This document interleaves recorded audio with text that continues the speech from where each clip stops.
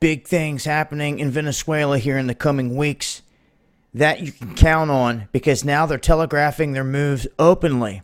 And what they're calling for here is tactical actions starting April 6th. This is part of Operation Freedom to overthrow Nicolas Maduro from Venezuela. This is all being pushed by their intern president that is being recognized by the United States, Guiado. And he is making all these calls. Now, obviously, the West is drawing up all this information and doing all this through him. He is their man. And they're saying they're going to rise up out of nowhere. And they've even talked about marching on Maduro's home, his presidential palace, or whatever it is, so to speak. If they make this move, there will be clashes, there will be fighting, there will be bloodshed. You can guarantee that Maduro and his forces will fight back, and things haven't been going the opposition's way thus far. There's been a lot of people in the streets going off on them, saying that they can see that other countries are interfering and intervening, that everything was fine until all these threats came from the West, and that now they're sitting in the dark mostly. 80% of the country is in the dark. This is what the White House tweeted last night. You also had multiple statements made by Marco Rubio. And if you missed it,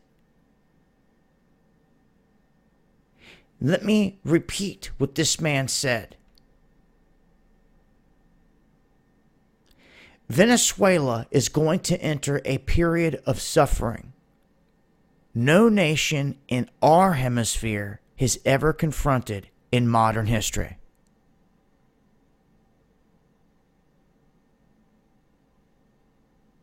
Over the next few weeks, Venezuela is going to enter a period of suffering that no nation in our hemisphere has ever confronted in modern history. Hold on a second there.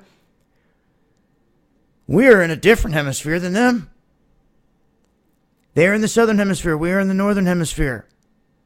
What is this ultimately referring to? What's suffering that no one has ever seen before in modern history? And now Guiado calling for this ultimate march on the presidential palace of Maduro. All of this to start April 6th. So they're putting it out there and just letting it be known. This is what they plan to do. The United States is barking at Russia like, why do you got military in there all of a sudden? They're saying that they're there for other things based on bilateral agreements, not to deal with that specifically, but it's all posturing. We know there's mercenaries all over the place. And we even had Brazil calling on the Russian military to get out as well. So a lot of things going on here. And maybe now it makes sense to people why Trump was just calling for Brazil to be entered into NATO.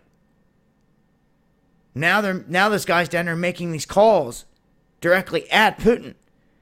So it shows Brazil standing with the U.S. in this, with Venezuela sandwiched in between. This is some of the latest. I wanted to make mention of it because when they start talking about a full-fledged revolution in all states of Venezuela simultaneously, is how he put it. That's what he said. That's what they've labeled it. And what they plan to launch starting April 6th. I'm going to leave links. I'll continue to update on this on a daily basis. Make sure to follow me on Twitter for more. Join us Friday nights, 8 p.m. Eastern on Dabu77 for Underground World News Live. You can also hit me up, Dabu7yahoo.com, if you got anything you want me to get out there. This has been Dabu7. Much love, y'all.